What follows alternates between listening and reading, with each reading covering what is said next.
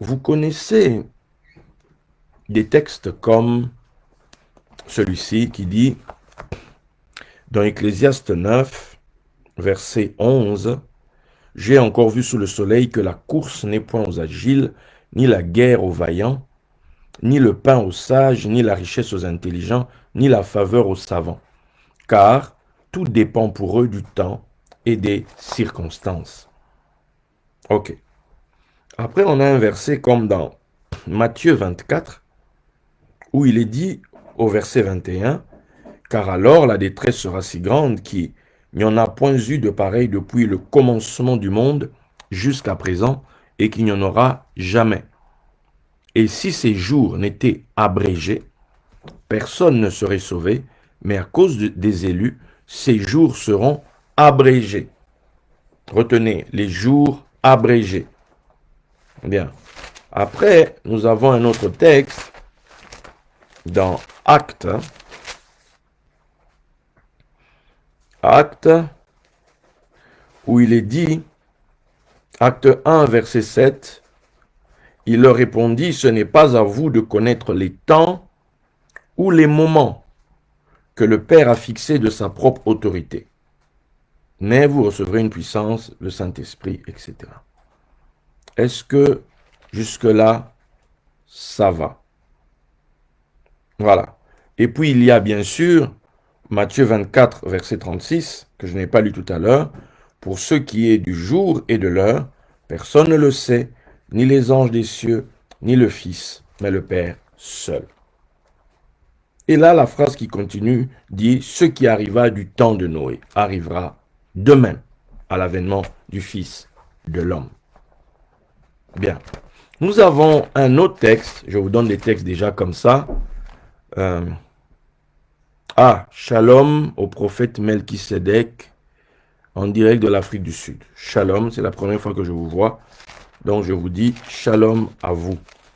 Donc on va lire un autre texte dans 2 Pierre 3. Il est dit au verset 12, « Attendez et hâtez l'avènement du jour de Dieu. » Attendez et hâtez. Bien. Donc, vous voyez ici que il est question du temps. Souvent, on entend dans nos églises et dans le langage chrétien, « Bien aimé, il faut attendre le temps de Dieu. » Il faut attendre le temps de Dieu, le temps de Dieu, le temps de Dieu. On te dira même que quand une chose est hors de son temps, la chose n'est pas bonne. Une chose doit être dans son temps. Ok. Maintenant, la grande question ici finalement, puisqu'on nous dit, nul ne connaît le jour ni l'heure si ce n'est le Père. Donc on peut donc se dire que comme le Père connaît le temps, on n'a plus rien à faire. On se tourne les pouces et on attend le temps de Dieu. Or, d'un autre côté, on te dit aussi que le temps, les jours seront abrégés. Bon, si les jours doivent être abrégés, à quoi ça sert de connaître le temps? Bon, si déjà on connaît le temps, du moins celui qui connaît le temps, connaît déjà le temps qui sera abrégé. Bon, à quoi ça sert de la... Est-ce que vous voyez un peu l'embrouille? Puisqu'il connaît déjà le temps, comment peut-on encore abréger les jours? Puisque, à partir du moment où il connaît le temps, il doit faire la chose, donc on peut se dire qu'il n'y a même pas besoin d'abréger. Bon, d'un autre côté, on te dit, attends, mais hâte. C'est-à-dire, ne sois pas dans une attitude attentiste, hein, mais on te dit que le temps en question, il n'est pas aussi rigide que tu le penses. Le temps en question serait un temps élastique.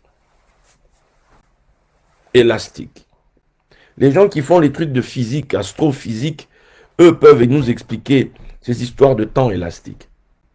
Donc, c'est pas aussi figé. Quand on dit, je serai là, le train part à midi 2. C'est-à-dire que à midi 3, Normalement, il n'y a plus de train. À moins que il y ait eu, on a retardé, et c'est écrit. Les hommes fonctionnent avec le temps, voilà, on est confiné dans le temps, c'est comme si, le temps, c'est comme ça. D'où, quand on entend des versets comme cela, on peut se dire, ça ne sert à rien d'agir, ça ne sert à rien de faire ceci ou de faire cela, parce que de toutes les manières, Dieu a déjà fixé le jour et que ça ne peut pas bouger. Or, oh surprise, par quelques versets qu'on a lus aujourd'hui, vous voyez qu'en réalité, ce temps-là, ce temps peut être abrégé. Ok?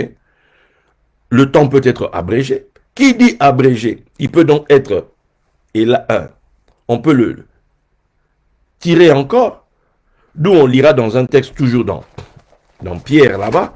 Je pense qu'il avait compris un peu ce principe. Attendez que j'y arrive. Voilà. 2 Pierre 3, toujours verset 9.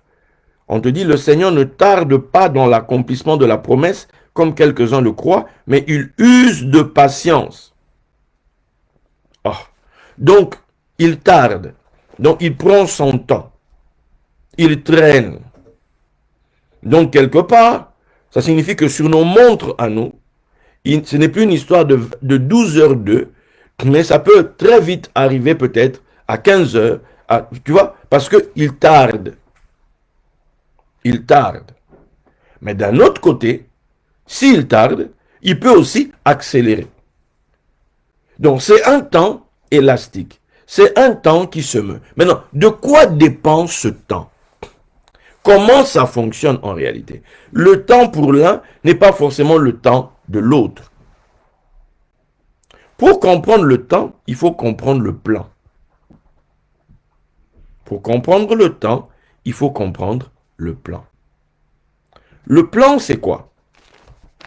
Le plan, on va le dire comme ça, il est dans Éphésiens. Ce qu'on nous a mis. Éphésiens 1, verset 9. Il nous a fait connaître le mystère de sa volonté, selon le bienveillant dessein qu'il avait formé en lui-même, pour le mettre à exécution lorsque les temps seraient accomplis, de réunir toutes choses en Christ, celles qui sont dans les cieux et celles qui sont sur la terre. Or, on veut donc réunir en Christ les choses qui sont en haut et les choses qui sont en bas. Ça se réunit où? Où est-ce que ce truc-là se réunit? On dit c'est en Christ. Ok. Ok. Mais maintenant, on a un problème. Ce problème, il est ici. Galates 4, verset 19. Mes enfants, pour qui j'éprouve de nouveau les douleurs de l'enfantement, jusqu'à ce que Christ soit formé en vous. Jusqu'à ce que Christ soit formé en vous. Donc, ce fameux plan où on veut réunir les choses d'en haut avec les choses d'en bas se passe en Christ. Quand on parle de former Christ dans quelqu'un, entre autres, c'est qu'il va avoir une réunion. On parlait de mariage, vous vous souvenez? La dernière fois, on a parlé de mariage. Donc, il va avoir ici une réunion entre les choses d'en haut et des choses d'en bas. Il va avoir en Christ, il va avoir, en fait, ce truc qui doit être formé dans l'individu est lié à ça. Maintenant, vous savez que cette histoire de gestation n'est pas la même, le temps de gestation n'est pas la même, soit que vous appelez un éléphant, ou madame éléphant, ou madame fourmi. C'est-à-dire que le timing est différent. Que vous appelez homme, femme pour le coup, ou que vous appeliez lionne. Le timing est différent. Donc, tout ça en fonction de ce qui doit être produit. Tout ça en fonction de ce qui doit être manifesté. Par exemple, Nous avons Dieu qui parle à... Comment il s'appelle? Dieu parle à Noé en lui disant que bâtis l'arche. Nous savons d'après la tradition que Noé va prêcher, on dit le prédicateur de la justice, il va parler aux gens pendant 120 ans. Et pendant ces 120 années, d'après la tradition, Noé ne se marie pas. Tout ce temps-là, Noé ne se marie pas. Noé va se marier que quand on va lui autoriser à se marier, et on va lui demander de maintenant bâtir l'arche. L'arche, ça ne prendra pas 120 ans pour bâtir l'arche, mais ça prendra 5 ans. Donc, tout ce que Dieu avait dit qu'il devait faire, il y a eu un temps où il donne aux gens l'occasion, l'opportunité de se repentir. C'est le process en fait. Et il y a le moment où on va maintenant bâtir l'arche qui va décider derrière de la pluie. Puisque vous le savez, les eaux vont porter le nom de Noé. Souvenez-vous, on parlait hier, hier ou avant-hier, je ne sais plus, les choses vont vouloir porter ton nom. Là, le déluge, ce sont des eaux qui désormais portent le nom de Noé. La Bible appelle ça les eaux de Noé. Mais avant que cela n'arrive, Noé doit finir l'arche. Ça va lui prendre 5 ans. Ça va lui prendre 5 ans. Et l'arche ne se bâtit pas. Noé s'est levé un matin, il veut faire les choses à sa manière. Non. Noé a recueilli les informations. Noé a recueilli les dispositions de l'arche. Comment l'arche doit être. Le plan de l'arche. Noé a recueilli tout ça. Donc, on a déjà ici une partie. C'est la partie de recueillir les infos. Première partie, je dois recueillir les informations. Nous avons par exemple dans la tradition égyptienne le mythe d'Isis qui va, comment on appelle ça, parce que son mari Osiris est mort, tué par Seth. Qu'est-ce qu'elle va faire? Et Seth a dispersé les morceaux. Et Isis va essayer de rassembler tous les morceaux du corps d'Osiris. Afin, quand tout ça sera rassemblé, il lui manquera un truc, son sexe pour le coup,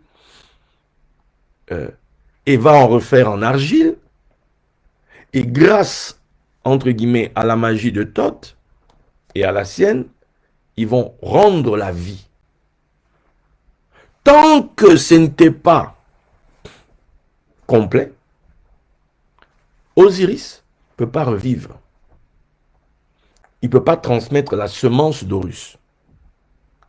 Quand vous lisez une histoire à peu près similaire dans la Bible, c'est Ézéchiel 37, dans la vallée des ossements desséchés. Qu'est-ce que là-bas on nous dit? On nous dit, ainsi parle le Seigneur l'Éternel, Ézéchiel 37 à partir du verset 5, l'Éternel a ses eaux, voici je vais faire entrer en vous un esprit et vous vivrez. Ok, ça c'est à la fin. Mais avant ça, il y a quelque chose. Je vous donnerai des nerfs, je ferai croître sur vous de la chair, je vous couvrirai de peau, je mettrai en vous un esprit et vous vivrez. Et vous saurez que je suis l'Éternel. Je prophétisais selon l'ordre que j'avais reçu. Et comme je prophétisais, il y eut un bruit. Et voici, il se fit un mouvement. Et les os s'approchèrent les uns des autres. Je regardais et voici, il leur vint des nerfs. La chair crut et la peau les couvrit par-dessus. Mais il n'y avait point en eux d'esprit. Et là, il me dit, prophétise et parle à l'esprit. Prophétise, fils de l'homme, et dit à l'esprit, ainsi parle le Seigneur l'Éternel. Esprit vient des 4 vents, souffle. Je prophétisais. Et l'esprit entra en eux et ils reprirent vie. Et ils se tinrent sur leurs pieds. C'était une armée nombreuse, très nombreuse. Vous voyez? Avant qu'on en arrive à l'esprit qui souffle, il y a des choses préalables.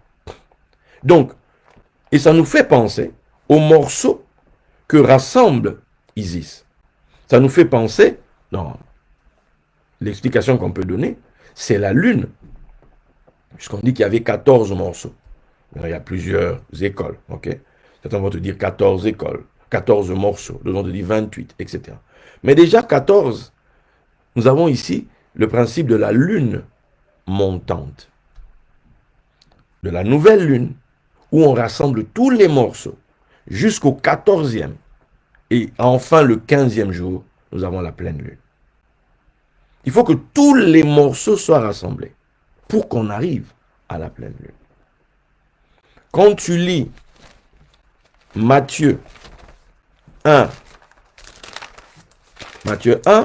on nous parle de la généalogie de Jésus-Christ, fils de David, fils d'Abraham. Il y a 42 générations, en fait, qui sont reparties par 3 fois 14. 3 fois 14. Lune montante. On arrive, le 15e, c'est Salomon. Lune descendante. On arrive jusqu'à Babylone. Le roi a les yeux percés. C'est l'obscurité. La lune, on ne la voit plus. Cette royauté n'est plus vue. Et après, on a de nouveau lune montante jusqu'à Christ. Ça nous fait Christ qui est 42e. Donc, on en arrive maintenant. On est prêt pour la nouvelle lune. Est-ce que vous comprenez? Maintenant, il est primordial pour que Christ soit formé, pour maintenant libérer sa lumière, qu'on puisse déjà récupérer les infos qui sont dispersées ci et là. On sait que Édom, c'est la petite sœur de Babylone, d'après la tradition juive. Donc, quelque part, quand on dit que Christ est prisonnier et aux portes d'Édom, ça signifie que il nous faut récupérer les éléments. Pourquoi? Afin que nous puissions rebâtir, entre guillemets, le sanctuaire, reformer Christ selon les informations reçues. Il faut que les morceaux se remettent ensemble afin que cette gloire apparaisse.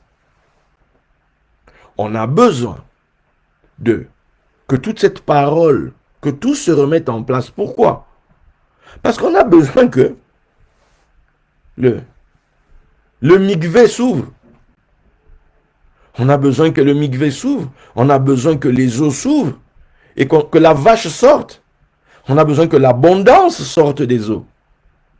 Sinon, tout ce que l'on fait, ça tourne en rond. Vous comprenez ça? Ça tourne en rond. Donc,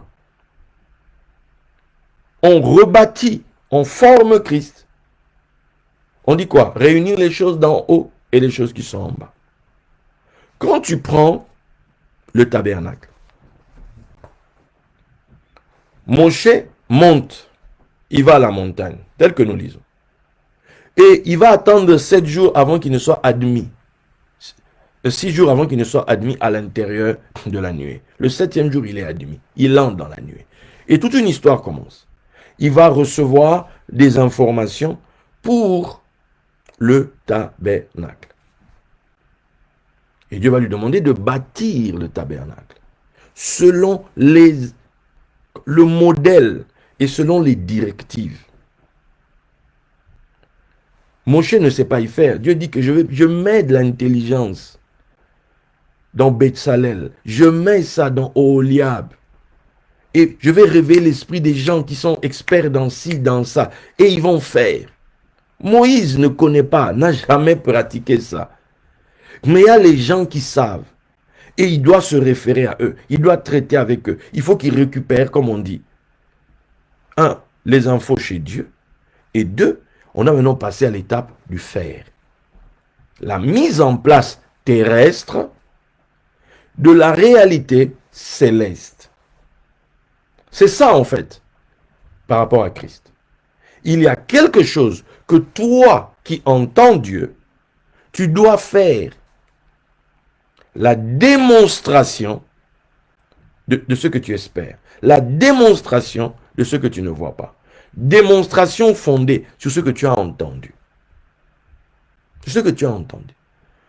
Une femme reçoit la semence de l'homme. Elle ne le voit pas.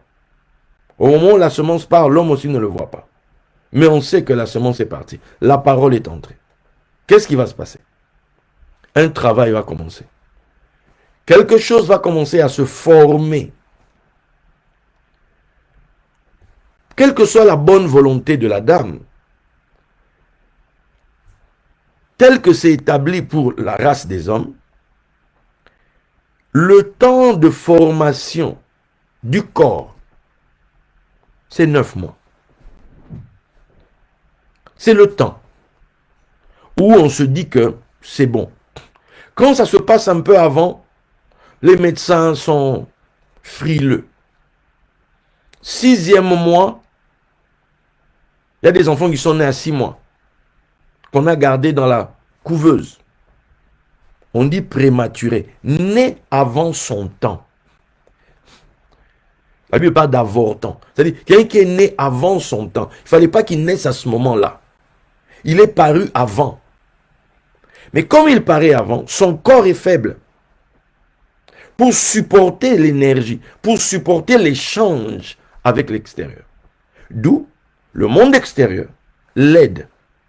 Aujourd'hui, grâce à la science, on a pu développer des choses, des appareils, etc., des couveuses, qui permettent de venir aider cet enfant pendant toute cette période manquante.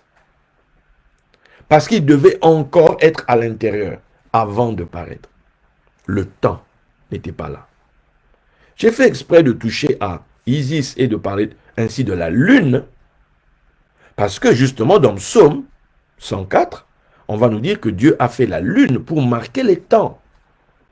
Donc, c'est lié au temps tout ça. Il y a un travail que tu fais qui va soit accélérer le temps, hâter l'avènement, c'est-à-dire la manifestation de Christ ta vie, ou soit le retarder.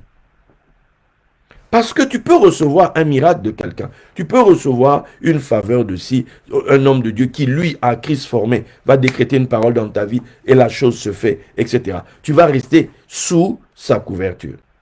Ok. Mais que toi, tu aies une part, que toi, tu manifestes Christ en toi, que toi, c'est-à-dire que cette chose qui se passe chez lui se passe chez toi, ça va requérir du temps. Ce message concerne ceux qui véritablement veulent voir Christ formé au-dedans d'eux. Ils doivent intégrer, ces personnes-là doivent intégrer qu'un processus s'enclenche, c'est celui du temps.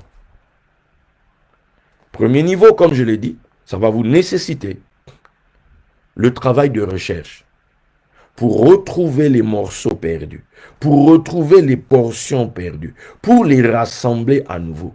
Les portions de lumière qui sont dispersées ci et là, les étincelles qui sont dispersées ci et là, il faut les rassembler. On avait parlé par exemple des les 7 étapes là. Les 7 étapes, vous les faites pourquoi? C'est parce que vous devez recueillir des informations afin que vous soyez complet. Afin que ce Christ-là soit complet.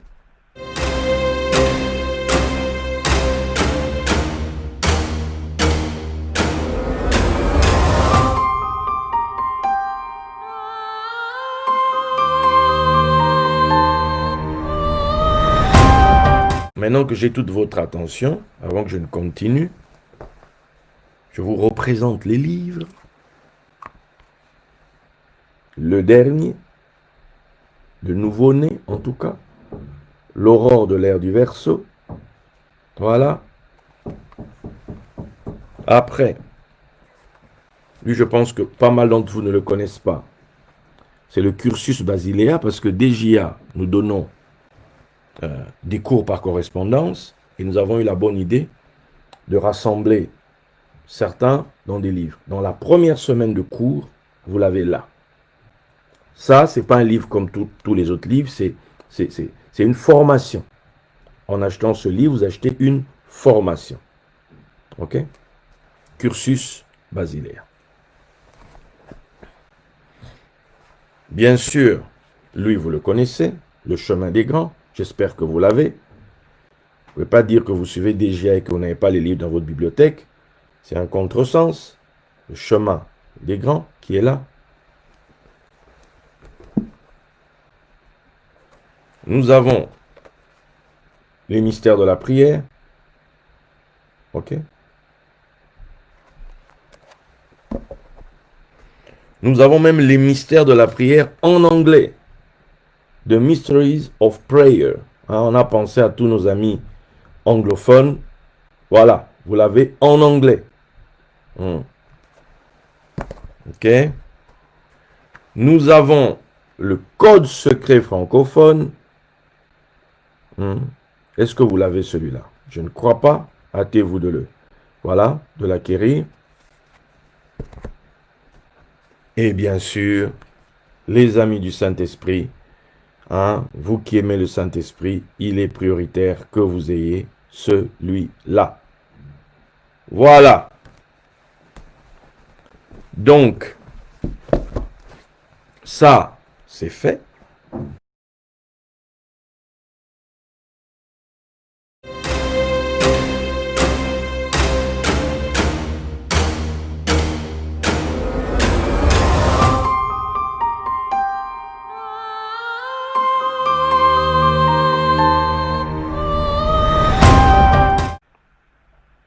Puisqu'il nous est dit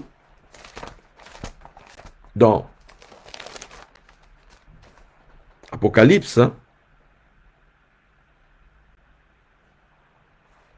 Apocalypse 4, verset, non, 5, pardon, Apocalypse 5, verset 12, il disait d'une voix forte, l'agneau qui a été immolé est digne de recevoir la puissance, la richesse, la sagesse, la force, l'honneur, la gloire et la louange. Mais il faut le temps pour recevoir ça. C'est pas juste tu es assis comme ça et puis voilà, je reçois. Non. On reçoit selon ta compréhension. La parole qui tombe dans la bonne terre, c'est quelqu'un qui a compris. Et comprendre ne se fait pas en un claquement de doigts. Comprendre prend du temps. Les gens qui suivaient Jésus dans la Bible ici, on nous fait bien comprendre qu'il y a des paroles, les gars ne comprenaient rien. Ça leur passait par-dessus la tête. Il a fallu qu'ils attendent que lui-même achève, tel que nous lisons, pour que maintenant il leur ouvre l'intelligence. Et commençant par Moïse, les prophètes et les psaumes, il leur dit dans les Écritures ce qui le concernait. C'est le mystère de Christ. Et là, diffus dans la parole. Mais maintenant, la portion qui te concerne, elle est là, éparse dans la parole. Mais il faut que mais caché à tes yeux, il faut que tu puisses trouver cela. C'est là où il y a du travail à faire. C'est là où tu as besoin d'huile pour éclairer ta lampe, afin que tu puisses voir ce qui est caché derrière le voile, afin que tu puisses comprendre ce qu'on te met devant toi et que tu ne vois pas ce qui est à toi. Si toi aussi, en ce jour, tu connaissais les choses qui appartiennent à ta paix, combien de fois les choses qui appartiennent à ta paix sont venues sous tes yeux, mais tu n'as pas su le reconnaître? Pourquoi? L'orgueil a pris la place. Pourquoi? Tu étais plutôt pressé, attiré par autre chose. Pourquoi? Et qu'est-ce que ça fait? Ça retarde la manifestation de ce qui est en toi. Ça retarde ce qui doit être révélé. D'où Dieu fait un travail. Il dit, soyez transformés par le renouvellement de l'intelligence. Donc, la transformation, c'est-à-dire le passage d'une forme à une autre dépend de renouvellement de ton intelligence. Or, en Israël, quand on parle de nouveau mois, Rosh Chodesh, c'est-à-dire le commencement du mois, Chodesh vient de Chadash, qui parle de nouveauté, ce qui est nouveau, etc. Donc c'est lié à la lune. Nouvelle lune. La lune apporte la nouveauté. Donc, or la lune, sa lueur va croissante. Donc, ta connaissance va aller croissant. Ton renouvellement aussi va aller croissant. Comme la nouvelle lune, le renouvellement de ton intelligence va se faire comme ça. Mais tout ça là, c'est du temps. C'est du temps qui s'écoule. Donc, il y a le maître, le père qui a la somme de connaissances qu'il veut te transmettre, mais en fonction de la vitesse de ta connexion, en fonction de la vitesse de ton Internet, qu'est-ce qui se passe? Le téléchargement peut être lent. Moi, je me souviens à l'époque, j'avais l'ADSL ici. Quand je lançais les vidéos ici, je faisais mon montage, et quand j'introduis les vidéos, il faut que j'aille dormir. Ça ne sert à rien d'attendre, à moins que j'ai autre chose à faire, mais il faut que tu attendes. Ça va te prendre toute la nuit, et le lendemain, c'est là que la vidéo est en ligne. Il y avait même des fois, ça buguait. Ça buguait, donc tu dois recommencer. Mais, et puis, on a vu qu'ils ont apporté quoi? La fibre. Quand la fibre est arrivée, avec la fibre, les vidéos peuvent être en ligne. Ça dépend. Grand maximum, 30 minutes. Les vidéos sont en ligne. D'où je peux aujourd'hui, quand je regarde, on fait les trucs, etc., je fais les montages, paf, paf, paf, et le même soir, dans la même nuit, les vidéos sont en ligne. Je n'ai plus besoin d'attendre. Il s'est passé quoi? Il y a eu un accélérateur. Il y a eu un accélérateur. Donc, première chose, il y a ce travail que tu dois te dire, ok, j'attends des choses, je veux des choses, mais avec la meilleure volonté au monde, ces choses ne peuvent pas s'installer en toi tant que toi, en fait, ça ne peut pas aller plus vite que ta compréhension. Tu vas prospérer tel que prospère l'état de ton âme. Les choses auxquelles tu as accès, en réalité, c'est toi qui les autorises en fonction de la compréhension que tu as. La manifestation de Christ que tu as aujourd'hui est liée à la compréhension qui est la tienne. Parce que n'oubliez pas, il n'y a pas juste j'écoute Daddy, je l'écoute, ou j'écoute tel homme de Dieu, j'écoute. Mais il y a aussi le travail que tu vas faire sur cet enseignement, où toi-même tu vas essayer de le comprendre, tu vas essayer de te l'approprier, tu vas essayer de faire tien cet enseignement. Ça va devenir ton discours, ton langage. Moi j'ai eu ma percée quand l'apôtre Mike Petro venait prêcher ici, à Lyon. Ben, j'ai compris que c'était l'enseignement que Dieu voulait pour moi. Vous savez ce que j'ai fait? Partout où j'allais prêcher, je ne prêchais que ça. Je ne parlais que de ce qu'il disait là, la croix dans le tabernacle, etc., les mystères du royaume. J'ai commencé à parler que de ça. J'avais de l'entrain, j'étais plein dedans, etc. Et il s'est passé quelque chose. Paf, j'ai eu la clé de les clous, les paroles des sages. Ça m'a projeté dans un univers que je n'ignorais encore. J'étais parti pour la découverte des mystères, etc. En fait, il y a des personnes, on te donne l'information. Ce que je fais là, je suis en train de donner l'information. Toutes les vidéos qui sont en ligne, ce sont des informations. Quand ça vient de moi, c'est une information que je te donne. C'est une info que tu reçois. Mais maintenant, cette info doit devenir compréhension. Cette info doit devenir quelque chose que tu t'appropries, qui devienne tienne. C'est ainsi que Christ se forme en toi, en rapport, c'est comme des briques que l'on pose. Et ces briques se posent en fonction de la compréhension que tu as, de l'information reçue. Est-ce que quelqu'un a compris? On dit comment croiront-ils s'ils n'entendent pas? Donc, quelqu'un doit parler. La foi vient de ce que tu entends. Dans ce que j'entends se trouve la preuve de ton espérance. Dans ce que je t'apporte, dans ce que tu entends de moi, se trouvent des éléments, des étincelles de ce Christ qui se forme au travers de toi. Puisque dans le travail que je fais, par l'enseignement que je fais, Paul dit comme un sage architecte. Je travaille aussi comme un architecte, en train de bâtir des maisons. Vous, en train de bâtir la maison de Dieu. Vous, par l'instruction. Maintenant, moi, je viens avec la parole, mais maintenant, à l'intérieur de ce que je dis, en fonction de l'espérance qui est la vôtre, vous devez pouvoir trouver des briques, trouver les choses qui bâtissent Christ en vous, qui construisent la nature divine en vous. Puisque, un autre exemple, donc je parlais de Dieu qui parle à Moïse, Dieu qui donne à Moshe le plan du tabernacle avec tous les éléments, au détail près. Au détail près, mes amis. Que nous dira l'Écriture dans Exode? Voilà. Exode 39, verset 42. Il est dit, les enfants d'Israël firent tous ces ouvrages en se conformant à tous les ordres que l'Éternel avait donnés à Moïse. Moïse examina tout le travail, et voici, il l'avait fait comme l'Éternel l'avait ordonné. Il l'avait fait ainsi. Et Moïse les bénit. Suite de ça. Exode 40, verset 34.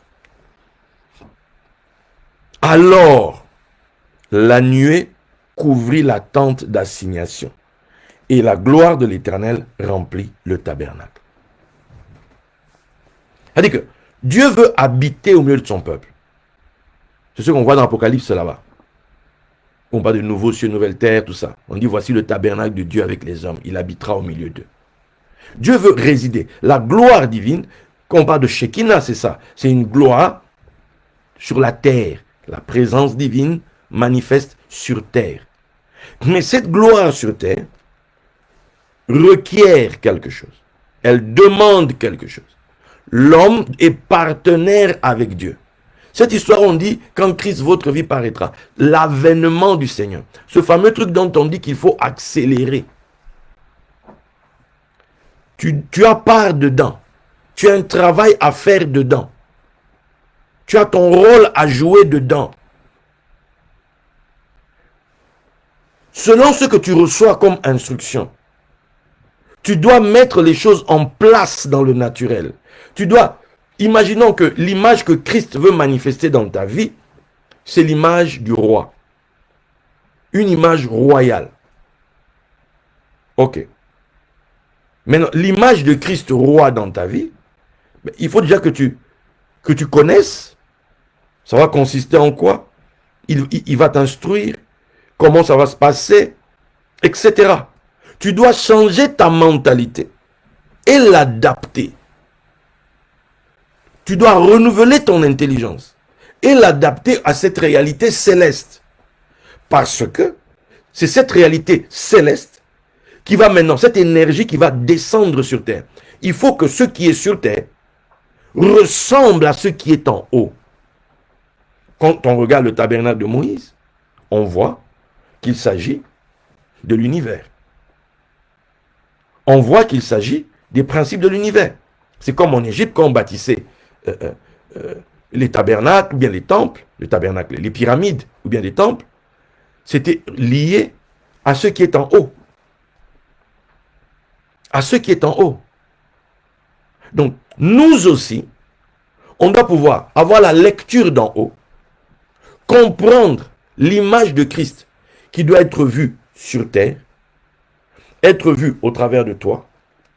Toi sur terre, te conformer à cette image céleste, à adapter les choses sur terre en fonction de ce qui vient d'en haut. C'est comme l'arche est bâtie en fonction du déluge. L'arche est bâtie en fonction du déluge. Le tabernacle, la tente dans le désert, est bâtie en fonction de leur pérégrination dans le désert. Leur marche dans le désert. Le temple sera bâti parce que désormais ils ont trouvé un endroit, ils sont posés, etc., etc. Et avec toutes les autres conditions qui vont avec. L'homme a sa part. Voilà pourquoi on doit changer ta mentalité d'abord. Et ça prend du temps. Parce que tu as ta tradition. Ça prend du temps. Parce que tu as ta culture. Ça prend du temps. Parce que tu as ton éducation. Ça prend du temps. Parce que tu as ce que pense la société. Comment les gens vivent, etc. Ça prend du temps. Mais pour que cette gloire divine descende sur terre, il faut que son image terrestre soit formée. Voilà pourquoi, par exemple, les gens qui invoquent des esprits, qui appellent des esprits pour que ces esprits se manifestent sur terre, tu vas voir que ces gens, on va leur demander de dessiner par exemple des pentacles sur terre, de dessiner une forme sur terre, un cercle, ou bien des étoiles, ou bien peu importe, de mettre des bougies, de faire ci, de mettre du sang, etc. Mais il faut qu'il fasse quelque chose sur terre pour que cet esprit-là paraisse là et que l'esprit ne lui fasse pas du tort. Maintenant, quand toi, ça c'est maintenant quelque chose qui est fait, un niveau très très bas, niveau élémental, un niveau très très bas où on est dans un échange, bon, je vais me limiter ça, une négociation très basse. Or ici, nous sommes en Christ. Et en Christ, la négociation, elle est à un autre niveau. L'échange se fait à un autre niveau. Il se fait dans la maison d'études. Il se fait dans les sacrifices auxquels tu consens. Quand tu meurs à toi-même. Tu meurs à toi-même. Tu emmènes ta chair sur l'autel. Tu meurs à toi-même. Pourquoi? Pour que Christ paraisse. Pour que ce soit Christ qui prévale. Donc, connaître les critères de ce Christ qui doit se manifester, de cette image divine qui doit apparaître dans le monde, et ce critère divin va te demander à toi de prendre, de t'adapter à cette forme d'en haut, pour que cette forme d'en haut s'établisse au milieu de nous et agisse, et nous apporte ce qu'on attend de sa manifestation. Les amis, c'est hyper important. Le temps de Dieu dépend de toi aussi, dépend de comment tu te donnes dans le rassemblement des informations liées à l'image divine qui doit apparaître du milieu de toi. De comment tu mets en place les choses pour que, enfin, cette présence soit invitée à prendre place et à s'installer. Par exemple, Judas meurt. On peut se demander pourquoi Christ doit avoir 12 apôtres. Il doit en avoir plusieurs. Il en a 12. Et le texte nous dit qu'il y en a un qui meurt. Quand vous lisez Acte 1, ils sont restés à 11. Mais le texte qu'ils vont lire va nous dire que là, il faut que quelqu'un prenne sa charge, que quelqu'un le remplace. Et c'est quand ils vont trouver quelqu'un pour remplacer Judas, ils seront à de nouveau 12. Que nous dit l'Écriture? Ils étaient rassemblés à la Pentecôte et il y a un bruit venu du ciel, un vent. Bref, vous connaissez l'histoire, le Saint-Esprit est descendu. La promesse s'est accomplie. Pourquoi? Parce qu'ils étaient de nouveau 12. Ils avaient la forme de ce qui doit être manifesté. D'où tu verras des endroits où on dit que les 12 étaient réunis ensemble et personne n'osait s'approcher d'eux. Et comme je viens de le lire d'une de mes filles qui est là-bas au Canada, Nadia, qui dit, qui cite Élie. Élie, pour qu'il pleuve, il doit rassembler, il doit rebâtir l'autel. Il doit rebâtir l'autel, 12 pierres, etc. Et il va demander qu'on verse de l'eau. C'est-à-dire qu'il va mimer la pluie lui-même. Donc, ce que tu veux voir Dieu faire, ce que Dieu doit accomplir, commence par toi qui mets en place les choses, par toi qui rassemble les choses et qui, comme c'est dans notre tête, on doit adapter notre mentalité à la mentalité du royaume. Sinon, il n'y a pas jonction entre ce qui est en haut et ce qui est en bas. Nous avons besoin de la jonction des deux. Nous avons besoin que ce qui est en bas soit conforme à ce qui est en haut. C'est ainsi que, quand les deux sont de nouveau un, quelque chose se passe. Mais malheureusement, on a le diabolos, diabalo, celui qui se jette entre pour séparer. Nous avons vu par exemple, hier quand on a parlé de Nout et de Geb, la déesse des cieux et le dieu de la terre, normalement les deux sont unis. C'est Chou qui passe au milieu et qui les sépare. Chou, C'est le Dieu de l'air, l'atmosphère. Or, la Bible nous parle du prince de la puissance de l'air qui agit au milieu des hommes pour séparer les cieux d'avec la terre, pour que tu n'aies pas la bonne mentalité. Ne vous laissez pas, ne vous conformez pas au siècle présent, dit l'Écriture, mais soyez transformés par le renouvellement de l'intelligence. C'est-à-dire, les principes du royaume doivent être ma priorité. Eux, d'abord, pour que la gloire du royaume se manifeste au milieu de nous. Voilà, mes amis. Vous comprenez par là que le temps de Dieu, c'est quand le corps est formé. Le temps de Dieu, c'est quand vous avez achevé de bâtir le réceptacle terrestre. Ainsi, la gloire d'en haut peut se manifester sur terre. Ça a toujours été comme ça. Ça sera toujours comme ça.